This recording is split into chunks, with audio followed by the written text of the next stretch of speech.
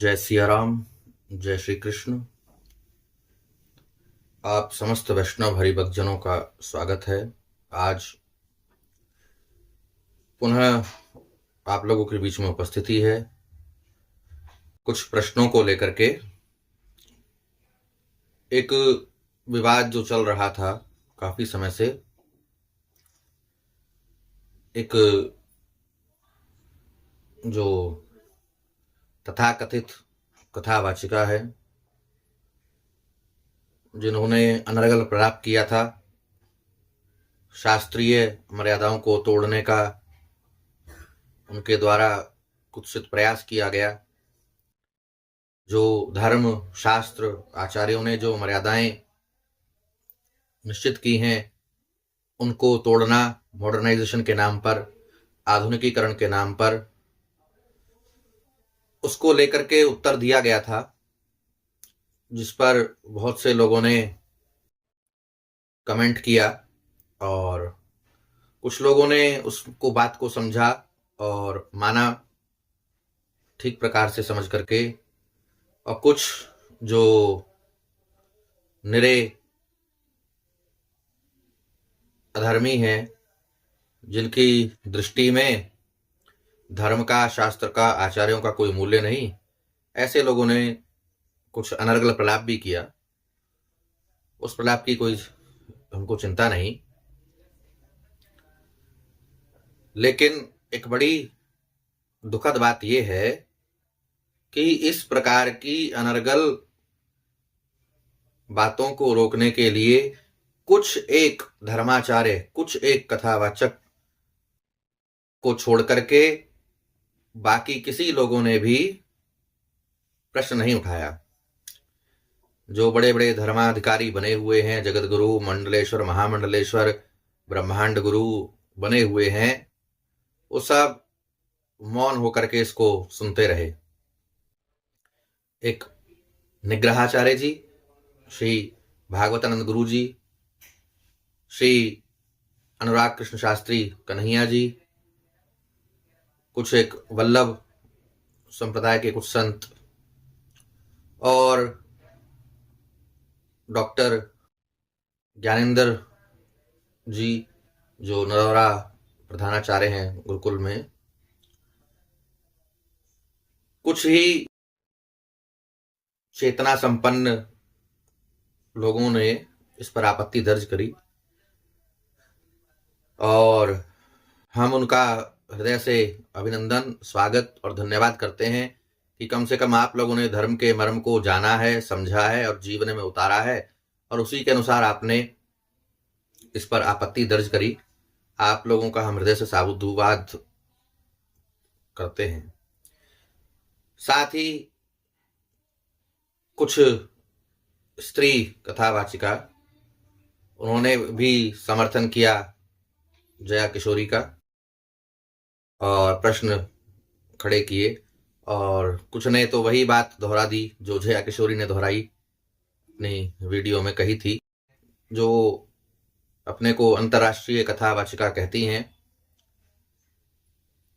हेमलता शास्त्री जिनका नाम है। वेदों को पढ़ने का अधिकार नहीं, व्यास गद्दी पर बैठने का अधिकार नहीं, तमाम उल्टी सीधी बात व्यास गद्दी से उतारना है तो पहले राधा रानी को उतारिए, वो भी तो स्त्री है। आज भी कुछ तथाकथित लोगों ने यह विषय बहुत जोर से उठा रखा है कि स्त्रियां कथा नहीं कर सकती। या बहुत, मैं समझती हूँ कि वो अपनी छोटी बुद्धि का परिचय इस बात से दे रहे हैं। उनको जरूरत है कि थोड़ा स्वाध्याय करें, थोड़ा चिंतन करें और थोड़ा सा शास्त्रों का अध्ययन करें। और वो कहते हैं कि वेदों का अध्ययन भी नहीं कर सकती, वेद नहीं पढ़ सकती। बीच में एक ऐसा समय और प्रश्न किया कि क्यों नहीं स्त्री कथा कह सकती, क्यों नहीं स्त्री गायत्री जप सकती, क्यों नहीं स्त्री यज्ञ कुंड में आहुति दे सकती। वो सब कर सकती है, और इन बातों को रूढ़िवादी करार दिया। कहाँ लिखा है, उन्होंने प्रश्न किया कि कहाँ लिखा है ऐसा, और उन्होंने उदाहरण जो दिए इस पक्ष में वो निरे ही विषय से दूर के उदाहरण दिए। उदाहरण दिया उन्होंने लक्ष्मीबाई का, लक्ष्मीबाई ने युद्ध किया, उदाहरण दिया उन्होंने मीरा जी का, उदाहरण दिया उन्होंने वीरांगनाओं का। तो भैया इस बात को तो कोई नहीं नकार रहा कि लक्ष्मीबाई भारी वीरांगना थी, भारत की महान विभूति थी। मीरा जी जैसी होना दूसरी भक्ति कठिन है, नहीं संभव भी है। वीरांगना तो कैकेयी भी थी, दशरथ जी के साथ युद्ध में जाती थी। कई युद्ध उन्होंने दशरथ जी के साथ जो है देखे और उनमें पूरा सहयोग किया। लेकिन यहाँ पर जो बात है वो युद्ध की अथवा पति के साथ सहयोग की नहीं है, बात है धर्मपीठ की, बात है धर्म की मर्यादा की, बात है व्यासपीठ की मर्यादा की।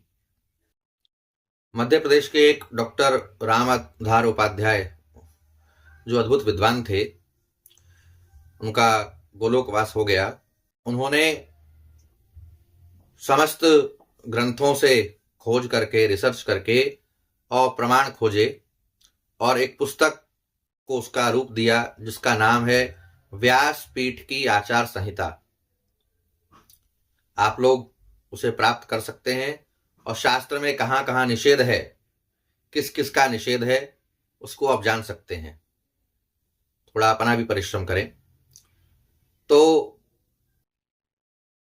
एक बात तो हम यहीं पर कह दें कि ये जो देवियां हैं, जितनी व्यासपीठ पर बैठ के कथा कहती हैं और उसका समर्थन करती हैं, व्यास जी का जो ग्रंथ है श्रीमद् भागवत और 18 पुराण महाभारत, किसी भी ग्रंथ में व्यास जी ने माता शरीर को अनुमति नहीं दी है। भागवत जी में ही, महात्म में ही लिखा है, विरक्तो वैष्णवो विप्रो वेद शास्त्र विशुद्धि कृतः। विरक्त होना चाहिए, वैष्णव होना चाहिए और विप्र होना चाहिए। जितने भी संकेत और व्यास जी ने किए हैं, उनमें कहीं भी किसी भी प्रकार से किसी भी माता शरीर को अनुमति नहीं दी है। विरक्ता नहीं कहा, ब्राह्मणी नहीं कहा, केवल विप्र कहा, वैष्णव कहा, विरक्त कहा। तो आप धर्म की, संस्कृति की बात करती हैं, लेकिन आपने अपने जीवन में धर्म को उतारा नहीं और आपको तो कतई व्यासपीठ का अधिकार ही नहीं है, क्योंकि व्यासपीठ के लिए 2 शर्तें हैं। क्या? एक तो व्यासपीठ पर बैठ करके अनुष्ठानात्मक वाचन करने वाला, यज्ञात्मक वाचन करने वाला ब्राह्मण ही होना चाहिए। ये व्यास जी ने शर्त रखी है ब्राह्मण होने की। अथवा तो वो विरक्त हो जाना चाहिए। विरक्त का अर्थ है वर्ण, संप्रदाय, जाति आदि का जो त्याग करके जो सन्यास धर्म को अपनाता है, सन्यासी होता है, उसको अधिकार है। सन्यास के पश्चात शरीर, जाति, वर्ण आदि, शरीर के जो धर्म हैं, वर्ण, जाति आदि, वो सब समाप्त हो जाते हैं। सन्यासियों का गोत्र अच्युत हो जाता है, वो सब भगवत गोत्री हो जाते हैं। भगवान का गोत्र अच्युत है। तो ना तो आप सन्यासिनी हैं, ना ही आप शरीर से ब्राह्मणी हैं। आप तो जाट समुदाय से आती हैं। जाट समुदाय भारतवर्ष का बड़ा विशेष समुदाय है, जिन्होंने भारतवर्ष में स्वतंत्रता के संग्राम में, देशभक्ति में, परिश्रम में, कृषि में, हर क्षेत्र में जिन्होंने सेना में, रक्षा में बड़ा योगदान दिया है, उनको हमारा प्रणाम है। समस्त जाट समुदाय को हमारा प्रणाम है। लेकिन जहां बात आती है धर्म क्षेत्र की, व्यासपीठ की, और आप जो प्रश्न कर रही हैं, तो उसका ये उत्तर है कि सर्वप्रथम तो आप शरीर से ब्राह्मणी नहीं है, आप जाट समुदाय से आती हैं। दूसरा, आप किस मुंह से धर्म और संस्कृति की बात कर रही हैं देवी जी? आप विवाहिता हैं, आप शादीशुदा हैं, आपके माथे पर बिंदी नहीं होती, कभी आपके मांग में सिंदूर नहीं होता, कभी आपके गले में मंगलसूत्र नहीं होता, आपके हाथ में कभी चूड़ी नहीं होती, आपके पैर में बिछुआ नहीं होता, आपके पैर में पाजेब नहीं होती, पायल नहीं होती। ये तो सब सुहागिन जो स्त्री हैं, सधवा जो हैं, उनका श्रृंगार है, उनका लक्षण है, जिनके जीवन जो स्वयं अपने जीवन में इन सब को उपेक्षित कर रही हैं, जो स्वयं उपेक्षा कर रही हैं, वो धर्म का, संस्कृति का ज्ञान दे रही हैं। तो पहले धर्म और संस्कृति को अपने जीवन में तो उतारिए, धर्म को, संस्कृति को अपने जीवन में उतारें। आप घोषणा करें कि आप विवाहिता हैं, आप घोषणा करें, आप जो सौभाग्य सूचक जो चिन्ह हैं उनको धारण करिए। आप विवाहित हैं तो विवाहिता की तरह, आप सधवा की तरह आप सिंदूर लगाइए, बिंदी लगाइए, मंगलसूत्र, पैर में बिछुआ, जो हाथ में चूड़ी, ये तो भारतीय सनातन संस्कृति, भारतीय सनातन परंपरा में आवश्यक अंग हैं। जो सधवा स्त्री है, जो सौभाग्यशालिनी स्त्री है, उसके लिए इनका कभी परित्याग नहीं करना चाहिए। एक सौभाग्यवती स्त्री को आप क्या समाज को देना चाह रहे हैं? आप समाज को किस दिशा में ले जाना चाह रहे हैं? स्वतंत्रता एक अलग विषय है और स्वच्छंदता एक अलग विषय है। स्वतंत्रता के नाम पर स्वच्छंद होना, स्वतंत्रता के नाम पर मनमानी करना, मनमुखी व्याख्यान देना, मॉडर्नाइजेशन के नाम पर परंपराओं को न मानना, आधुनिकता के नाम पर शास्त्र का उपहास करना, उन्हें रूढ़िवादी कह करके और उनकी समस्त मर्यादाओं का उल्लंघन करना, क्या यही धर्म और संस्कृति की रक्षा है? क्या इसी से धर्म की स्थापना होगी? क्या इसी से संस्कृति की रक्षा होगी? जिस धर्म संस्कृति की का आप उपदेश दे रही हैं बचाने का, रक्षा करने का, उसकी सबसे बड़ी उपेक्षा तो आप ही कर रहे हैं, उसका उपहास आप ही उड़ा रही हैं। तो ये सब किस लिए? केवल व्यवसाय के लिए, केवल व्यापार करने के लिए?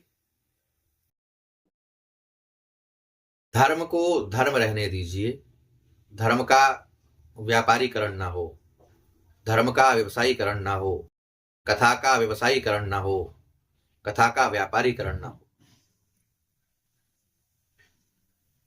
हमने पूर्व में भी कहा था कि समस्त शास्त्रों में, किसी भी एक शास्त्र में, किसी भी एक पुराण में कहीं पर भी इसका कोई प्रमाण नहीं है और ना ही आचार्यों का आदेश है कि अनुष्ठानात्मक, शब्दों पर ध्यान दीजिएगा, अनुष्ठानात्मक, यज्ञात्मक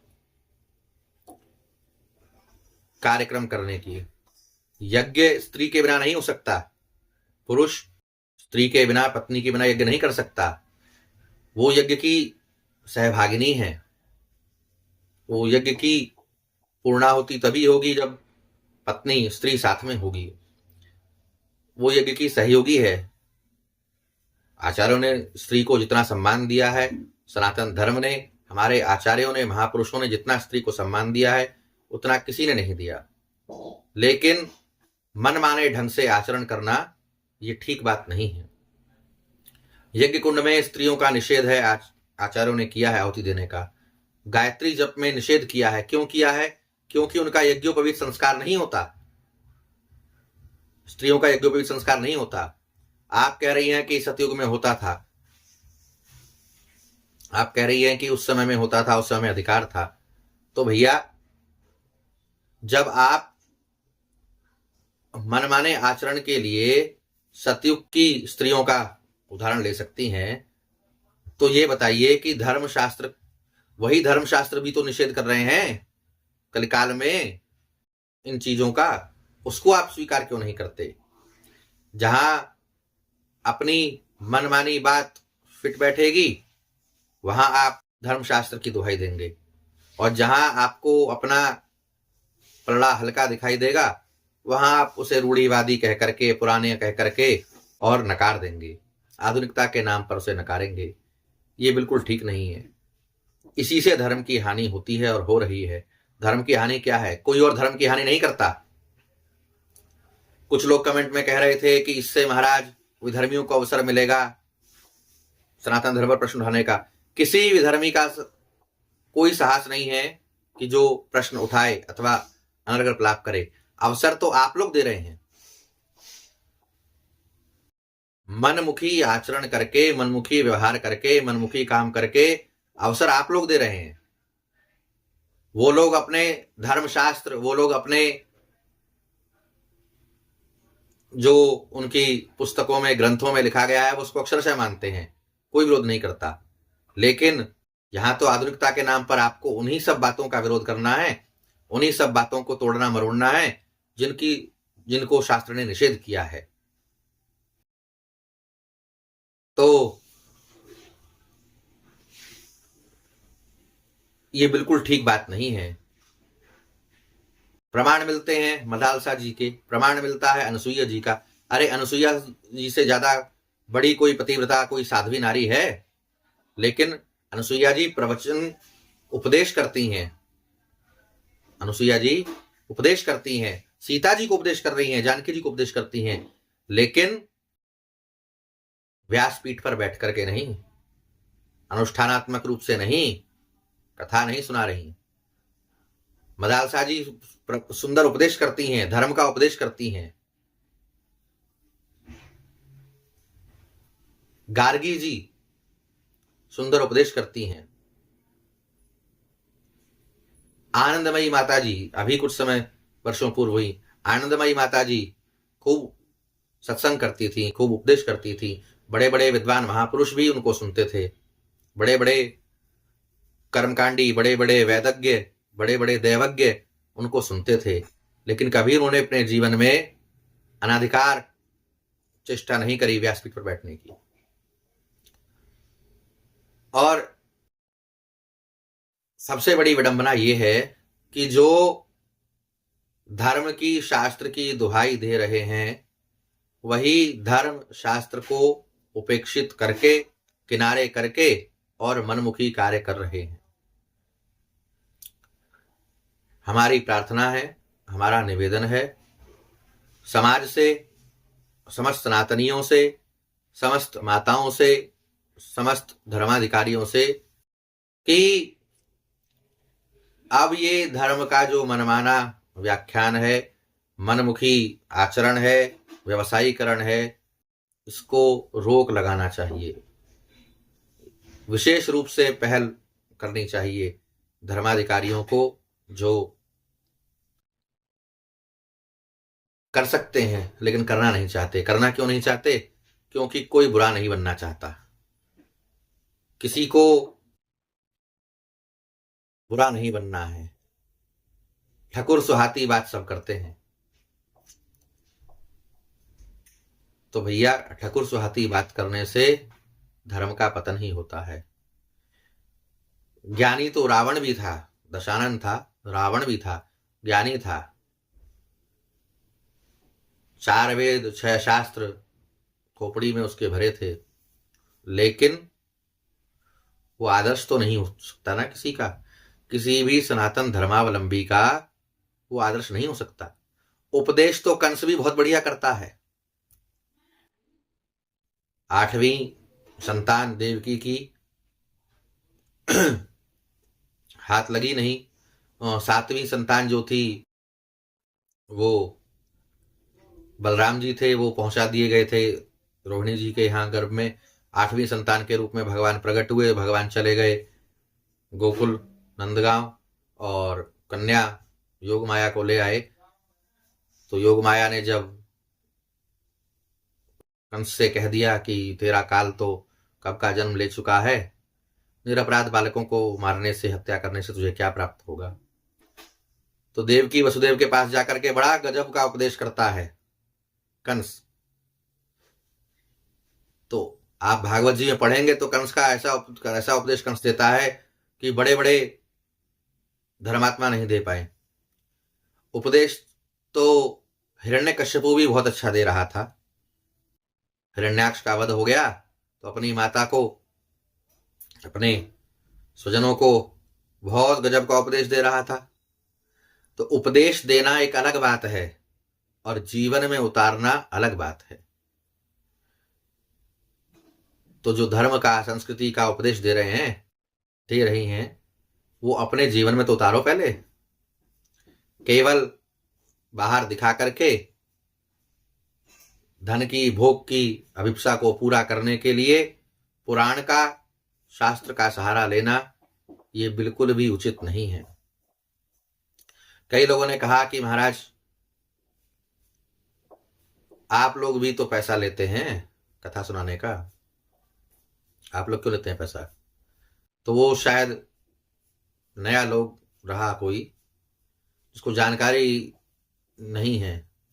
आज भी बहुत कथावाचक ऐसे हैं जो कथा से एक नया रुपया नहीं लेते, एक पैसा नहीं लेते। हमने भी कभी जीवन में किसी से कथा के लिए एक पैसा नहीं लिया।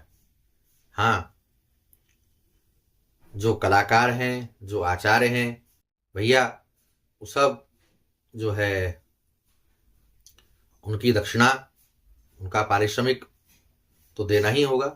व्यवस्थाओं के लिए आपको व्यवस्था करनी ही होगी। और रही बात हमारी, तो हमने कभी किसी से कथा के लिए 1 रुपया नहीं लिया। यदि कोई देना भी चाहता है तो स्पष्ट है कि भैया आप गौशाला में भूसा डलवा दीजिए, गायों की सेवा कर दीजिए, भंडारा कर दीजिए, संत सेवा कर दीजिए, हो गई, हो गया सब। तो बिना किसी को जाने, बिना किसी का विचार किए इस प्रकार के बातें भी चलती हैं समाज में। हमारा तो यही कहना है कि जो इसके समर्थन में उतरी हैं देवी जी कथावाचिका, आप धर्म संस्कृति का ज्ञान पहले अपने जीवन में उतारिए, उन लक्षणों को घटित करिए, तब आकर के जो है ज्ञान उपदेश दीजिए। नहीं तो वो उपदेश कंस के, हिरण्यकश्यपु के जैसा उपदेश हो जाएगा, रावण जैसा हो जाएगा। रावण बहुत वेद शास्त्र पुराण की बात करता है, लेकिन जीवन में उसको अमानता नहीं है, आचरण उसका नहीं करता, उसको धारण नहीं करता, और इसी से धर्म की हानि होती है और इसी से फिर पतन होता है, विनाश होता है। और स्वयं का ही नहीं होता, संपूर्ण समाज का पतन हो जाता है, संपूर्ण लोगों का, आपसे जुड़े हुए लोगों का पतन हो जाता है। तो ज्यादा कुछ ना कहते हुए हम यही कहेंगे कि जो है इस प्रकार के जो अनर्गल प्रलाप हैं उनको बंद करिए और सत्य को स्वीकार करिए। आप प्रवचन करिए, बिना व्यासपीठ के करिए, कौन मना कर रहा है? सत्संग करिए, कौन मना कर रहा है? किसी ने मना नहीं किया। भजन करिए, कीर्तन करिए, कौन मना कर रहा है? किसी ने मना नहीं किया। लेकिन अनुष्ठानात्मक, और फिर दूसरी बात है, हम कहने वाले, रोकने वाले, टोकने वाले या अनुमति देने वाले कौन होते हैं? हम वही बात कह रहे हैं जो आचार्यों ने, धर्म और शास्त्रों ने, पुराणों ने कहा है, जो व्यास जी ने कहा है, उसी को हम केवल स्मरण करा रहे हैं, अवगत करा रहे हैं कि धर्म के मार्ग पर चलने के लिए धर्म के लक्षणों को, धर्म को जीवन में उतारना पड़ता है। धार्यति इति धर्मः, शास्त्र पुराण की बात माननी पड़ती है, वैसा जीवन जीना पड़ता है। अन्यथा केवल और केवल ये पाखंड बन करके रह जाता है और इससे अधिक कुछ नहीं होता, जो एक बड़े पतन का, बड़े समाज के एक दिशाहीन करने का कारण बनता है। तो यही प्रार्थना है कि इस प्रकार के कृत्यों से बचा जावे। और अंत में फिर एक बार हम साधुवाद देते हैं उन समस्त लोगों को, श्री निग्रहाचार्य जी को, श्री अनुराग कृष्ण ठाकुर जी को, वल्लभ कुल के आचार्यों को और जिन भी धर्मवेता महापुरुषों ने श्री पूज्य श्री राजेंद्र दास जी महाराज को, मुलुक पीठाधीश्वर जी महाराज को, हालांकि उन्होंने स्पष्ट नहीं कहा, लेकिन हमको बड़ी प्रसन्नता है, हम उनको गुरुतुल्य मानते हैं कि संकेत मात्र से ही, भले ही उन्होंने कहा, नाम लेकर के तो नहीं कहा, लेकिन संकेत मात्र से समझदार को इशारा काफी होता है। उन्होंने भी ये बात कही कि ये जो हो रहा है ये ठीक नहीं है, इससे धर्म की हानि है। और आप सभी से देखिए, अच्छा एक बात और लोगों ने कही कि अरे, प्रश्न खड़ा किया कि गोपियां भी तो श्री कृष्ण को गोद में लेती थी, यशोदा भी तो कृष्ण को भोग लगाती होंगी, क्या उनको ज्ञान नहीं था कि ये भगवान है? क्या उनको पता नहीं था ये भगवान है? तो वो भी तो स्त्रियां थीं। तो जो ये प्रश्न कर रहे हैं कि यशोदा भी स्त्री थी, गोपी भी स्त्री थी, और अपनी तुलना गोपियों से कर रहे हैं, जरा अपना स्तर तो उठा करके देखो धूमकेतुओं, क्या तुम गोपी के स्तर के हो? क्या तुम्हारी भक्ति, क्या तुम्हारी निष्ठा गोपियों के स्तर की है? गोपियों ने तो अपना सर्वस्व श्री कृष्ण को सौंप दिया। क्या तुम कर सकते हो? क्या तुमने किया है? जो लोग भगवान के भोग के लिए मंदिर में चढ़ाने के लिए सस्ता फल ढूंढते हैं, चढ़ाने के लिए कपड़ा सस्ता ढूंढते हैं पूजा वाला, वो लोग आकर के कह रहे हैं, गोपियों से तुलना कर रहे हैं अपनी। गोपी शब्द का अर्थ भी नहीं मालूम। जो प्रत्येक इंद्री से 24 घंटा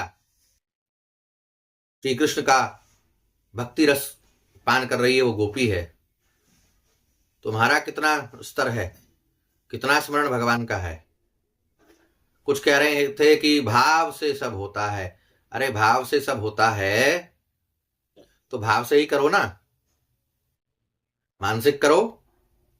क्या आवश्यकता है विग्रह को छूने की? क्या आवश्यकता है व्यासपीठ पर बैठने की? भाव से करो। भाव तो मानसिक सेवा में आता है ना, पहुंचो तो उस स्तर तक। लेकिन नहीं, भाव के नाम पर सबको कर्म ही करना है, भाव के नाम पर सब कुभाव ही करना है। तो ये भाव नहीं है, ये कुभाव है।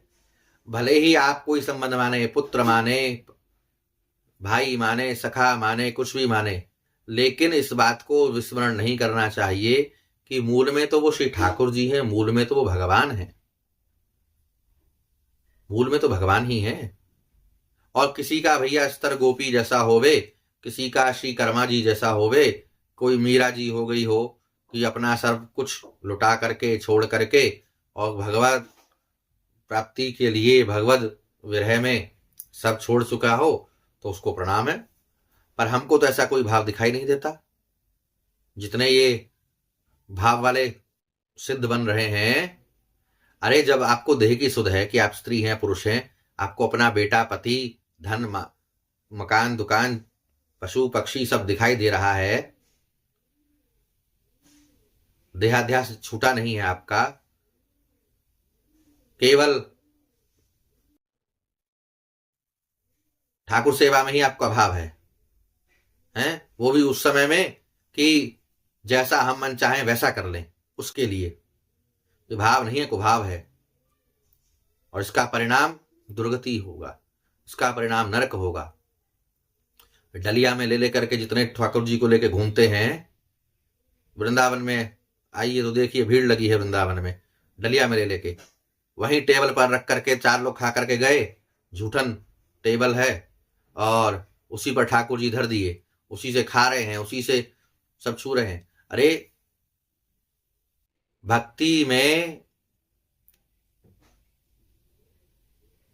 मनमुखी भक्ति सिद्ध नहीं होती।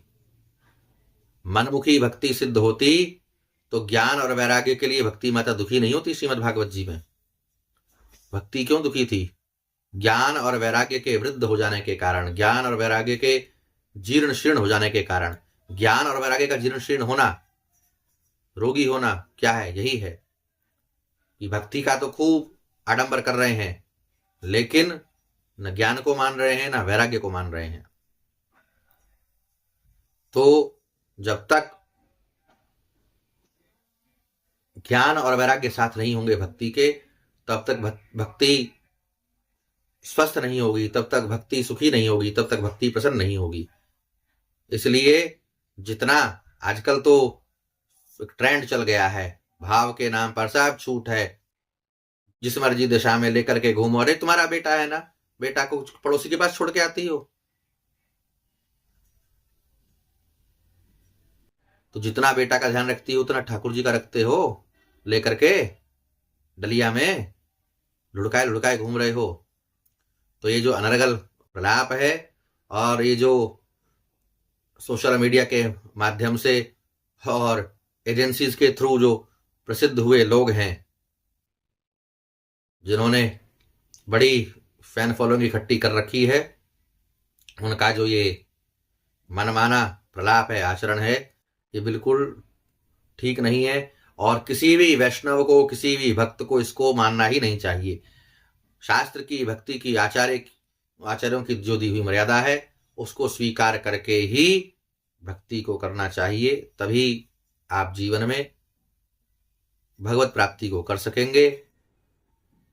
और आप सभी को भगवान सद्बुद्धि दें, आप पर कृपा करें, यही श्री ठाकुर जी से निवेदन है। ये इस विषय को लेकर के अंतिम बात है। अब इसके बाद कोई कितना भी प्रलाप करे, कितना भी रोए पीटे, छाती पीटे, अब इस विषय पर आगे नहीं कहा जाएगा। और मानेंगे तो आप सुख पाएंगे, भगवत कृपा के भाजन बनेंगे। नहीं मानेंगे तो फिर आपका कर्म है, भुगतिए। भक्ति के नाम पर मनमाना आचरण करके पाप के भागी बनिए, नरक जाइए और भगवान से विमुख हो जाइए। भगवान के सन्मुख नहीं, भगवान से विमुख होना है, समझे। पूज्य श्री शंकराचार्य जी महाराज, पुरी वाले शंकराचार्य जी महाराज, उन्होंने भी स्पष्ट कहा था कि भैया मनमुखी आचरण करके जो भगवत विग्रह को लेके घूमते हैं, पूजा सेवा नहीं होती, मनमाना आचरण जो करते हैं, उनमें आसुरी शक्तियां, तामसिक शक्तियां निवास करती हैं। और लेकिन शंकराचार्य जी की बात नहीं माननी है, धर्माचार्यों की बात नहीं माननी है। जो मनमुखी लोग हैं, एक संप्रदाय छोड़ के दूसरे में घुस गए भाव के नाम पर और मनमाने काम कर रहे हैं, और भीड़ इकट्ठी रहे तो छूट भी दे रहे हैं कि हम बड़े प्रसिद्ध हैं, हमारा भाव बड़ा सिद्ध है, हाँ ये करो वो करो। तो लोभी गुरूर कपटी चेला, होय नरक में ठेलम ठेला, जो है फिर यही होने वाला है। अधिक कहने की आवश्यकता नहीं है, आप सभी समझदार हैं। तो देख, आचार्य, गुरु, शास्त्र, इनकी मर्यादा में रह करके भक्ति की जाती है। इनकी मर्यादा में रह करके धर्म को जिया जाता है, धर्म को धारण किया जाता है। आप सभी का भगवान कल्याण करें, आप सभी का मंगल होवे। इसी के साथ जय सिया राम, जय श्री कृष्ण।